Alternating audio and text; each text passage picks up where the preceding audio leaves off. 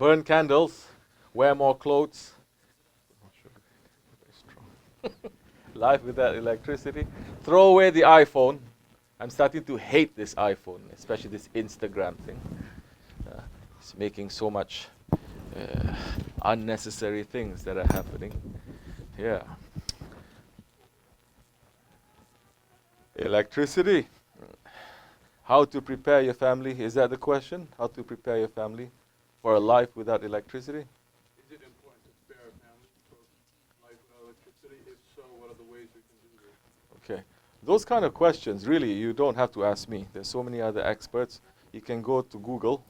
You can ask how to prepare a family for life without. They're going to give you everything. Believe me, they'll give you a manual. They will tell you can even buy this container, this RV, this something. They're going to bury it underground. It's going to be safe from radiation. You're going to stock up food and and you can have buy a generator, and this is how you make. Everything is going to be there. But if you ask me from a spiritual point of view, what we've heard our Shaykh Effendi is teaching us now, yes, anything can happen. Because we're living in America, it's not touching us so much. But don't think that the whole world is like America. The whole world, so many parts of the world, and we came from there yesterday.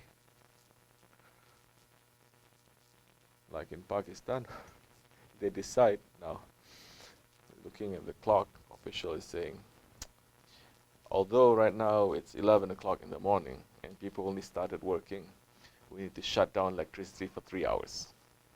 So they're going to shut it down. You cannot say nothing to save electricity. Everything is going to stop now. Those people, how did they live? This didn't happen yesterday. It happened for decades. It's happened, correct? Is it getting better? Allahu Alam. It's getting better. How did that people live? They adapt. Before electricity, how did we live? We live Sunnat way, a simple lifestyle. How are you going to prepare your family?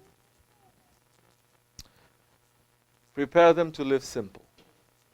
If they know how to live simple, that time it doesn't matter if they're living in a cave or they're living in a palace. The attitude is Shukur ya Rabbi. I'm not spoiled. I'm not going to ask for anything. Whatever you put in front of me, I'm going to take. That time is going to come when electricity is going to fail. But that time will be entering also into the age where now, when the electricity is falling, the power of technology is falling, the power of the awliya Allah, they will start emerging, they will start raising.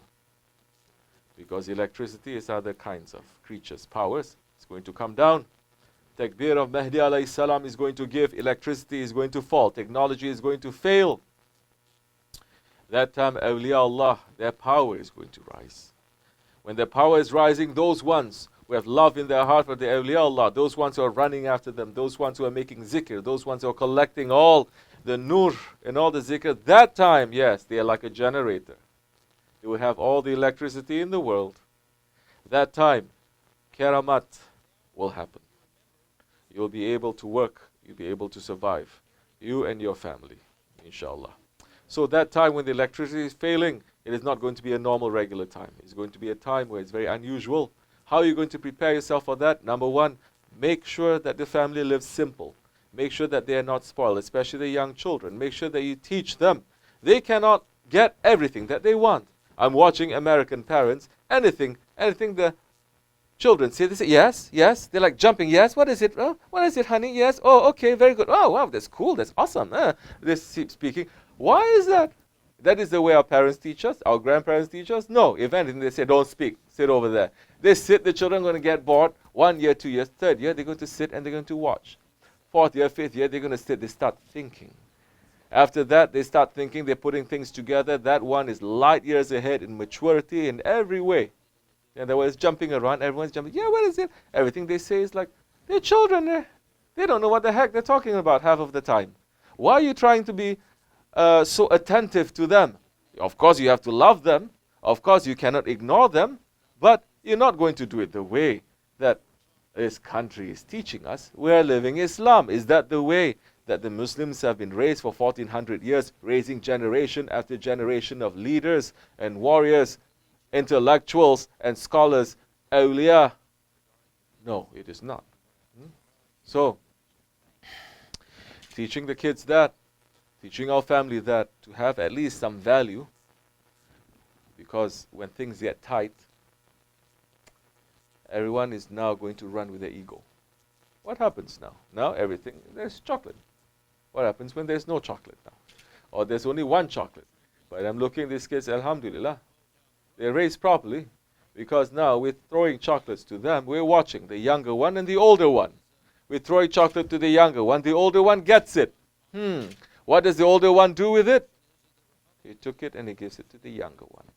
Ah, okay, that's all right. Now that one is taught from an early age. He doesn't know anything. It's a clean paper. Anything you write there is going to stay. Ah, so that one knows how to share. Very good. Teach him how to share when there is something and when there is nothing. Teach them how to share. Teach not just the older one, the younger one too. Like what they say. The older one must always back off. Must always back off. Okay, just give in. And the younger one must not be spoiled with teaching them. Don't just, what you want, you're going to get. No. That time, you're going to raise a proper family. That time you see, okay, it's going okay in that direction. That time, you're preparing your family, definitely, for the days, hard days that is coming. Because it's not a matter of stocking up generators, flour, food. It's not a matter of doing all of that, preparing for doomsday. If it is about preparing just like that, the Kafirs do it better than us. They have entire cities underground, inside the mountains, to sustain life for 10, 20 years. They've made calculations for everything. Muslims, we cannot even dream to do that.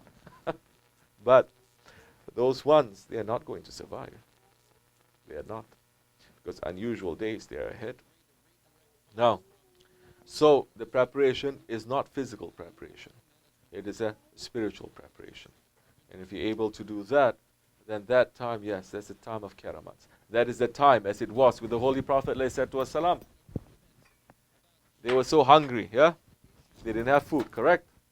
How many of us now teaching our children to be hungry? Oh, so many people are going to get upset with me. What? He's telling them to starve their children. They're going to say, no, but teach them. When they start fasting, we teach them, this is how. Don't just say, oh, it's okay, beta, it's all right, just be hungry. No, don't just say that. You're going to say, now, you see how it feels? How does it feel? It hurts a little bit. Prophet loved us so much.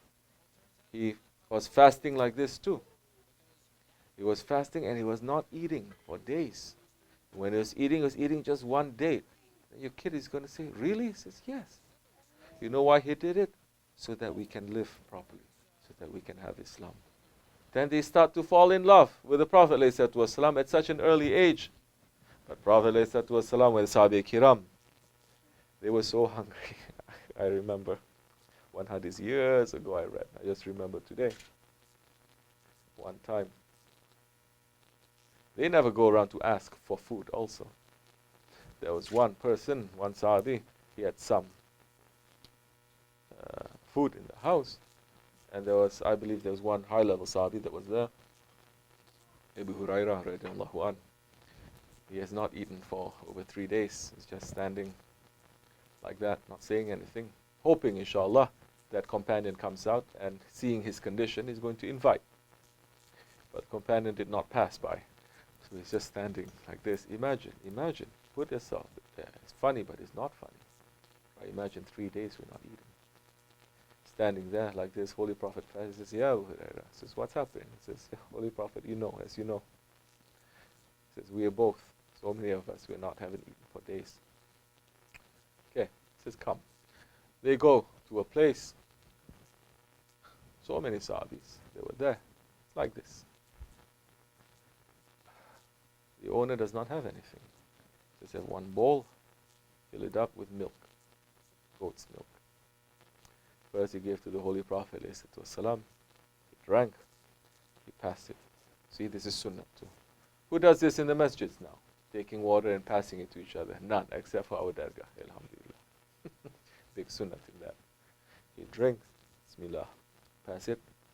That Sahabi drinking, until he cannot drink anymore. He passes it to the next. He passes it to the next. He passes it to the next. It's not finishing. It's not finishing. It's not finishing. Prophet says, you all drink? Say, yes. Now go and call another group to come. Another 20 people came. Drink. They start drinking. They finish all that. Call another 20 people to come. Call another 20 people to come. Call another 20 people. Over 100 people came, drinking from one bowl of milk. That is what we call a miracle. And that is what had happened. That is what is happening. And that is what is going to happen. So, don't look for the physical. Look what is in the blessings of that is there. And you think the milk that they're drinking to that time is ordinary milk. It's already a heavenly milk. The power and the faith is going to give. Oh, maybe they eat like that. They don't have to eat for another week. Definitely. So, we must teach our kids. We must remind ourselves. We have to sit down, stop complaining, and understand and put the love in there. And that time we can live properly in any condition, inshallah. Evan.